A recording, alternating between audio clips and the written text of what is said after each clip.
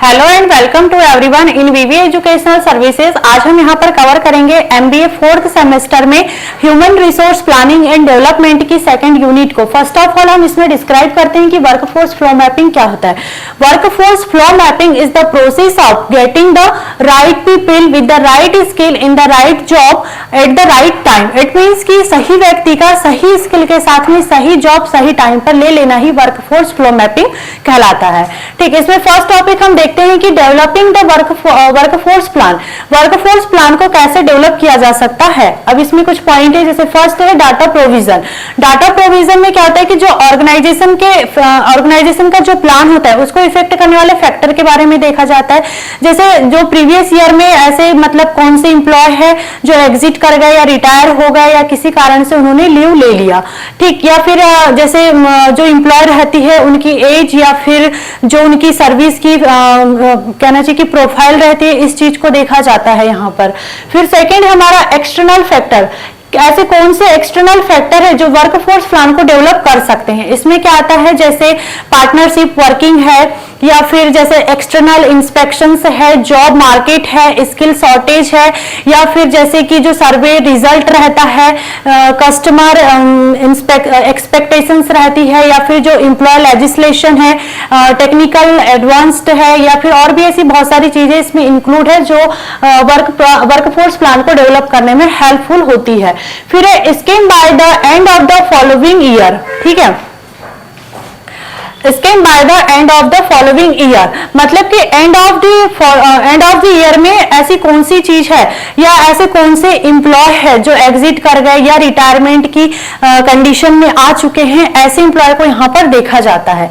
फिर है हमारा analysis of gap between current situation and future requirement. It means जो ऑर्गेनाइजेशन की करेंट सिचुएशन है एंड फ्यूचर रिक्वायरमेंट के बीच का जो गैप रहता है उसको यहाँ पर एनालिसिस किया जाता है। अब इसको एनालिसिस करने के बाद में इसको इजीली फुलफिल भी किया जा सकता है, जिससे ऑर्गेनाइजेशन के गोल को अचीव किया जा सकता है।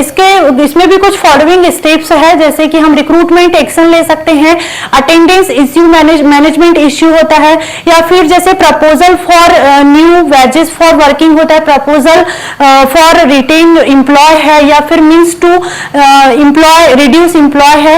इन सारी चीजों को यहाँ पर एनालिसिस करके जो ऑर्गेनाइजेशन का करेंट सिचुएशन है एंड फ्यूचर रिक्वायरमेंट की जो गैप है उसको फुलफिल किया जा सकता है। फिर लास्ट हमारा रिव्यूइंग द वर्कफोर्स प्लान। अब वर्कफोर्स प्लान का भी रिव्यू करना चाहिए। इससे ये पता चलता है कि ऑर्गेनाइजेशन का जो प्लान है वो सक्सेसफुल हो रहा है या नहीं, ऑर्गेनाइजेशन अपने गोल को इससे अचीव कर पाएगा या नहीं कर पाएगा। अब देखो, ये जो वर्कफोर्स प्लान का रिव्यू है ये क्वार्टरली भी हो सकता है या इससे ज्यादा भी हो सकता है। तो ये थे हमारे कि डेवलपिंग द वर्कफोर्स प्लान मतलब वर्कफोर्स प्लान को कैसे डेवलप किया जा सकता है। फिर अगला टॉपिक हमारा age and grade distribution mapping. अब इसमें फर्स्ट है एज डिस्ट्रीब्यूशन मैपिंग। अब यहाँ पर समझ में आ रहा है कि ये एज से रिलेटेड होगा। मतलब यहाँ पर क्या होता है कि जैसे ऑर्गेनाइजेशन में एम्प्लॉय रहते हैं वो क्या सभी समान एज के रहते हैं क्या, नहीं रहते, डिफरेंट एज के रहते हैं। तो जिसकी जैसी एज रहती है मतलब एज के अकॉर्डिंग एज के बेस पर यहाँ पर वर्क को डिस्क्राइब कर दिया जाता है या वर्क को दे दिया जाता है। मतलब जैसे मान लो कि 20 से 25 साल का जो अगर एम्प्लॉय है तो ज्यादा एनर्जेटिक होगा तो उसको ऐसा वर्क देंगे कि जिसमें ज्यादा एनर्जी लगती है, और जो ओल्ड पर्सन होगा उसको वो कैसा होगा, कंजर्वेटिव होगा, ज्यादा उसमें एनर्जी नहीं होगी, ज्यादा कैपेसिटी नहीं होगी, तो उसको उसी के अकॉर्डिंग यहाँ वर्क दे दिया जाता है।